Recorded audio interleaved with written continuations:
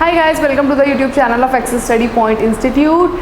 So again with economy lecture आ गई हूँ and first of all sorry कि मैं रेगुलर अपडेट्स नहीं दे रही थी, लेक्चर नहीं दे पा रही थी just because I was not well. So आज से हम फिर से कंटिन्यू करने वाले हैं आगे का सीरीज़, जो हमारे आगे के नेक्स्ट लेक्चर्स जो टॉपिक्स आने वाले हैं इकोनॉमिक्स में. सो आज का हमारा जो टॉपिक है वो है हमारा इकोनॉमिक प्लानिंग. ओके, आप देखो वर्ड से आपको क्लियर हो रहा होगा. इकोनॉमिक मैं आपको पहले लेक्चर में बता चुकी थी क्या है, और प्लानिंग आपको सिंपली प्लानिंग तो आप डे टू डे लाइफ में यूज़ करते हैं ये वर्ड, तो उससे आपको क्लियर है कि प्लानिंग क्या होता है. कहीं जाओगे तो प्लानिंग, हर चीज़ के लिए प्लानिंग चाहिए होती है. तो यहाँ किसकी बात होने वाली है, यहाँ इकोनॉमी की प्लानिंग के बारे में बात होने वाली है. तो फर्स्ट ऑफ ऑल आपको डिफाइन करूँ कि इकोनॉमिक प्लानिंग क्या होती है. तो इकोनॉमिक प्लानिंग को अगर हम डिस्क्राइब करेंगे तो ये क्या होती है, सरकार के द्वारा, किसी भी देश के गवर्नमेंट के द्वारा जो प्लान्स बनाए जाते हैं, ठीक है, जो योजनाएं बनाई जाती हैं, क्या किस लिए, वहाँ की इकोनॉमी को क्या करने के लिए, अच्छा बनाने के लिए, ग्रो करने के लिए, डेवलप कराने के लिए जो प्लान्स बनाए जाते हैं वही आपके जनरली क्या होती है, इकोनॉमिक प्लानिंग होती है. ठीक है, अगर हम इंडिया की बात करें तो देखिए इंडिया में, इंडिया की जो सरकार, भारत की जो सरकार है, वो जो प्लान्स, जो योजनाएं बनाएंगी कि ताकि हमारे देश की जो इकोनॉमी हो वो अच्छी हो, हमारे देश की अर्थव्यवस्था अच्छी हो और अच्छे से डेवलप करे, तो उसको क्या बोलते हैं, उसी को आपका क्या आता है, इकोनॉमिक प्लानिंग, दैट इज़ आर्थिक योजनाएं. अब इकोनॉमिक प्लानिंग की शुरुआत इंडिया में कब हुई थी, तो ये हुई थी आपकी 1951 में. किसके साथ हुई थी, with the adoption of the first 5 year plan. प्रथम पंचवर्षीय योजना को के साथ साथ 1951 में क्या हुआ था, इकोनॉमिक प्लानिंग भारत में शुरू किया गया था. क्यों किया गया था, वही बात है कि किस लिए किया गया था. देखो, पॉवर्टी, गरीबी कम करने के लिए, बेरोजगारी की दर कम करने के लिए, इकोनॉमी को क्या है, अच्छा बनाने के लिए. ऑब्वियस सी बात है ना, आप किसी भी चीज़ की प्लानिंग करोगे, आप पढ़ाई की प्लानिंग करते हैं, ठीक है, आजकल तो बच्चे कर ही रहे हैं, आप पढ़ाई की प्लानिंग कर रहे हैं कि भाई हमें तो अच्छी नौकरी चाहिए, वेल सेटल्ड नौकरी, सरकारी नौकरी.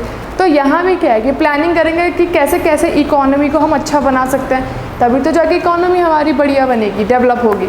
तो उसमें जो मेन आपके आता है, देखो गरीबी दर जब घटेगी, बेरोजगारी दर जब घटेगी, तभी तो आपका कहीं ना कहीं जाके आपकी इकोनॉमी, आपकी अर्थव्यवस्था है जो देश की, वो सुधरेगी. तो 1951 में इकोनॉमिक प्लानिंग जो था वो इंडिया में स्टार्ट हुआ था. ठीक है, अब मेन ऑब्जेक्टिव, अगर इकोनॉमिक प्लानिंग का मेन ऑब्जेक्टिव जनरली वही है कि गरीबी कम करनी है, ठीक है, रोज़गार बढ़ाना है, और साथ ही साथ क्या है, जो अगर हम किसी एरिया की बात करें, लाइक हम अपनी कंट्री की बात करें, अगर इंडिया की इकोनॉमिक की बात करें, यहाँ अगर इकोनॉमिक प्लानिंग फॉलो की जा रही है तो यहाँ के जो लोग हैं, यहाँ के जो रेजिडेंट हैं, हर इंडिविजुअल, सबका क्या है, स्टैंडर्ड ऑफ लाइफ अच्छा हो, बेहतर हो. इसलिए क्या है, इकोनॉमिक, यही क्या है जनरली मेन ऑब्जेक्टिव है किसका, इकोनॉमिक प्लानिंग का. ओके, मोस्ट इम्पॉर्टेंट पॉलिटी के हिसाब से भी है एंड इकोनॉमी के हिसाब से भी, क्योंकि इकोनॉमी पढ़ रहे हैं. इकोनॉमिक प्लानिंग जो सब्जेक्ट है वो आपका किसके अंदर आता है, वो आपका आता है concurrent list of the 7th schedule of the Indian constitution. ठीक है, भारत के संविधान में बहुत से अनुच्छेद हैं, सूचियाँ हैं. ठीक है, तो भारत के संविधान की जो सूची, अनुसूची है, कौन सी, 7वीं अनुसूची, 7th शेड्यूल है, उसमें आपने 3 लिस्ट ज़रूर पढ़ी होंगी. ठीक है, एक आती है आपके केंद्र, एक आती है राज्य, और एक आती है आपकी समवर्ती सूची. ठीक है, तो आपका जो इकोनॉमिक प्लानिंग, आर्थिक योजना का जो सब्जेक्ट है, ये आपका किसके अंदर आता है, ये विषय, ये आता है आपका कॉन्करेंट लिस्ट, दैट इज समवर्ती सूची के भीतर आता है. ये चीज़ आपको क्लियर है. ठीक है, ये आपको बहुत इंपॉर्टेंट है ये पॉलिटी के हिसाब से भी, और आपको इतना पता होना चाहिए कि देखिए आपने अब पॉलिटी अगर पढ़ी है, नहीं पढ़ी है, तो देखो कॉन्करेंट लिस्ट में आपको डिफाइन कर दूँ, समवर्ती सूची क्या होता है कि जिसमें केंद्र सरकार और राज्य सरकार दोनों के दोनों क्या करते हैं, लॉज बनाते हैं, नियम कानून बनाते हैं.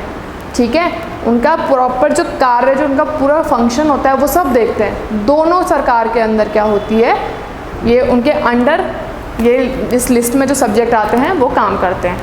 ये था आपका क्या, इकोनॉमिक प्लानिंग का हमने डिफाइन करा क्या है. अब देखो ज़रूरत क्यों पड़ी इकोनॉमिक प्लानिंग की, हर चीज़ होती, कुछ ना कुछ चीज़ होती है जो भी होती है. ठीक है, कुछ ना कुछ ज़रूरत पड़ती है तभी तो हम कोई चीज़ करते हैं. सिंपल सी बात है, आप अपनी डे टू डे लाइफ में देखिए, आप पढ़ाई कर रहे हैं, क्यों कर रहे हैं, क्योंकि आपको ज़रूरत है. किस चीज़ की, क्योंकि आपको नौकरी की ज़रूरत है, आप इसलिए पढ़ रहे हैं. तो सेम इकोनॉमिक प्लानिंग की भी ज़रूरत क्यों पड़ी थी हमें, क्यों ये इंडिया में भी अडॉप्ट किया गया, क्या ज़रूरत थी. तो ज़रूरत एक्चुअल में ये थी कि जब भारत को आज़ादी मिली थी ना, तो यहाँ के जो कंडीशन थी, जो यहाँ की इकोनॉमी थी, वो एकदम क्या हो गई थी, ख़राब, डिक्लाइन हो रही थी. क्यों हो रही थी? क्योंकि जो अंग्रेज़ सरकार जो हम पे राज कर रही थी वो तो चली गई, वो तो अपना वापस अपने अपने एरिया में जाने लग गए थे, ठीक है, जहाँ से वो आए थे वो तो वहाँ जाने लग गए। तो यहाँ पे जो उन्होंने इंडस्ट्री वगैरह सेटअप करी थी, जो भी बिज़नेस, जो भी एम्प्लॉयमेंट के लिए सेटअप कर रखा था, वो सब भी क्या है, वो कौन देखेगा फिर? वही तो देख रहे थे, उन्हीं के तो सारे रूल्स एंड रेगुलेशंस चल रहे थे। तो उस वजह से क्या हुआ, आपकी जो है जो इकोनॉमी थी इंडिया की, वो क्या हो गई थी, धीरे धीरे डिक्लाइन होने लग गई थी, ठीक है। और ब्रिटिशर्स के जाने के बाद आपका क्या हो गया था, कुछ प्रॉब्लम्स, ऑब्वियसली प्रॉब्लम्स आने लगे, क्योंकि जब रूल्स एंड रेगुलेशंस वो कर रहे थे, तो जब आपका जो हेड होता है, ठीक है, हमारे कॉन्स्टिट्यूशन के हेड साहब अगर छुट्टी पे चले जाएंगे तो ऑब्वियस ही बात है ना, हमारा भी फंक्शनिंग ख़राब हो जाएगा। सेम वहाँ पे भी उस टाइम ऐसी सिचुएशन हुई, गरीबी भी ज़्यादा बढ़ने लग गई। क्यों? क्योंकि रोज़गार कुछ था ही नहीं। जब इंडस्ट्री काम नहीं कर रही, फैक्ट्रीज काम नहीं कर रही है, तो रोज़गार भी कहाँ से होगा? तो क्या प्रॉब्लम्स आई थी? Poor economic condition at the time of the independence, ठीक है, वही इकोनॉमी तो ख़राब हो गई थी। Lack of private sector in the economy, भैया जब पहले की जो इंडस्ट्रीज़ बनी हैं, जो सेटअप्स हैं, वही काम नहीं कर रहा, तो आगे कौन ही स्टार्ट करेगा बिजनेस वगैरह?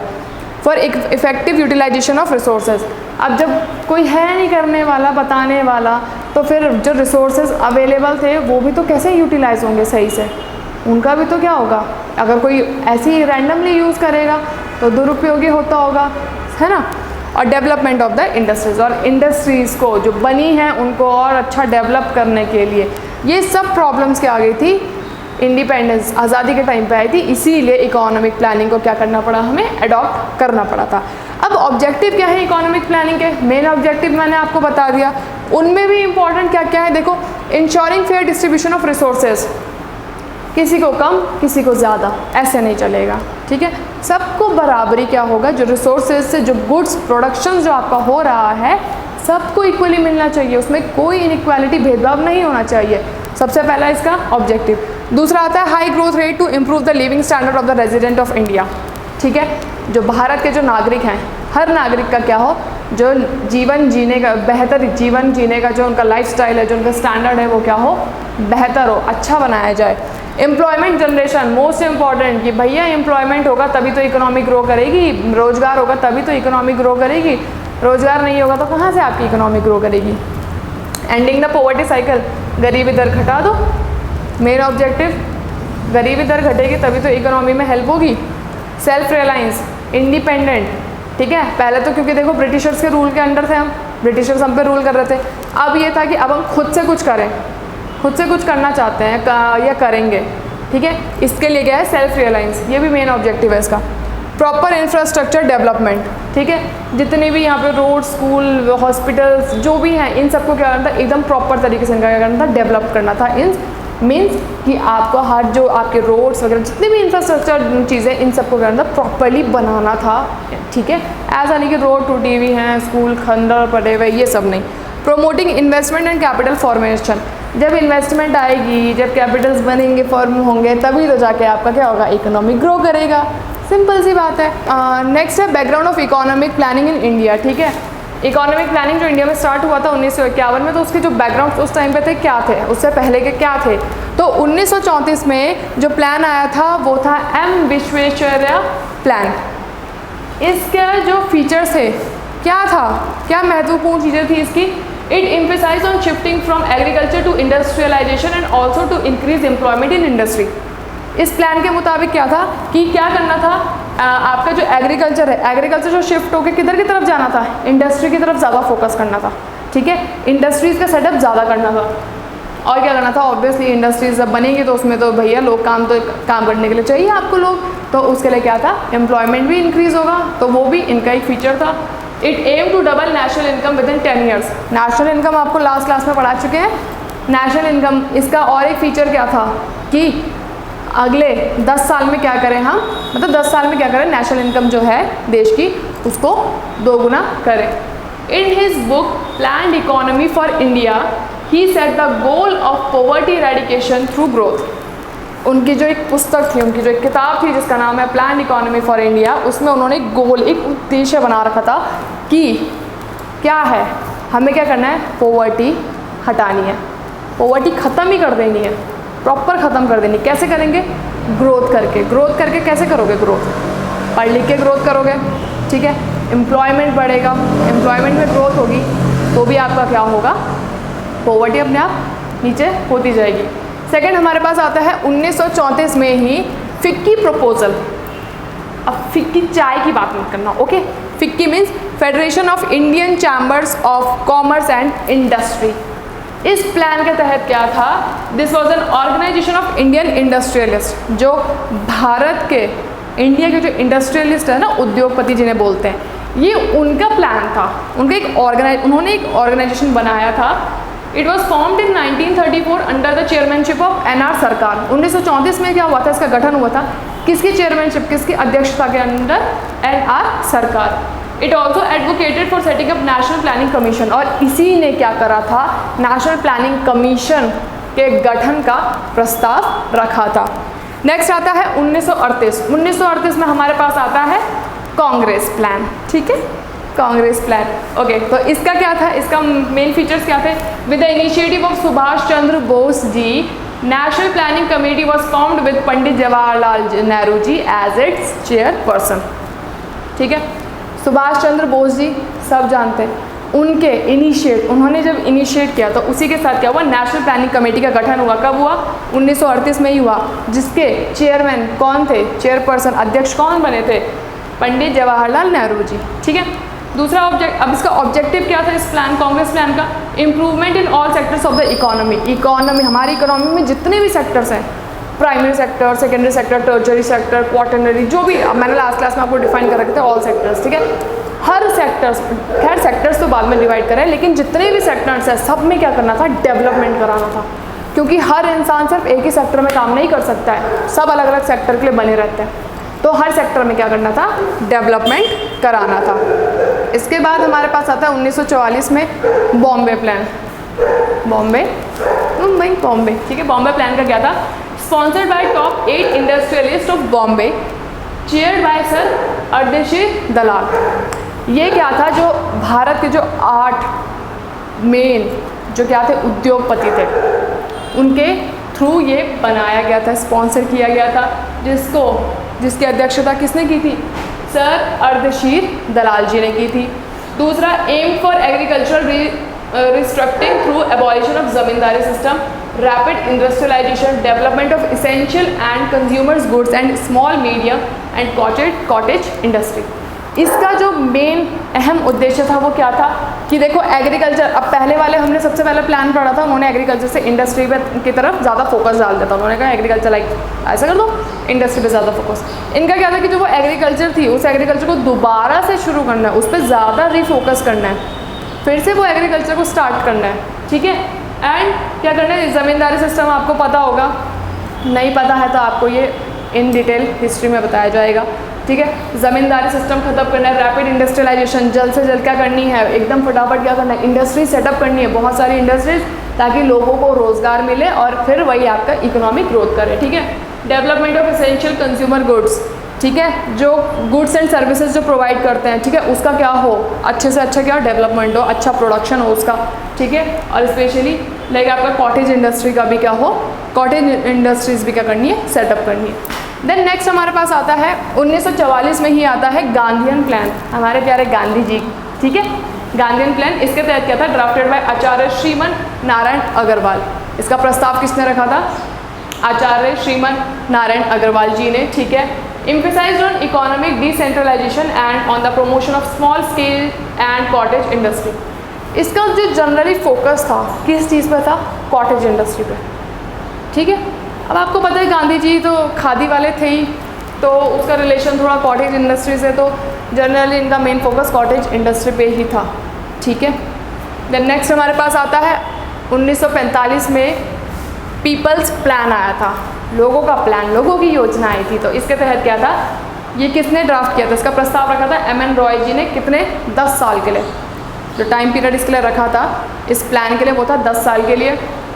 Main priorities of the plan were agricultural development. इसका मेन प्रायोरिटीज़, मेन मुख्य उद्देश्य क्या था कि एग्रीकल्चर डेवलप करनी है अच्छे से, ठीक है।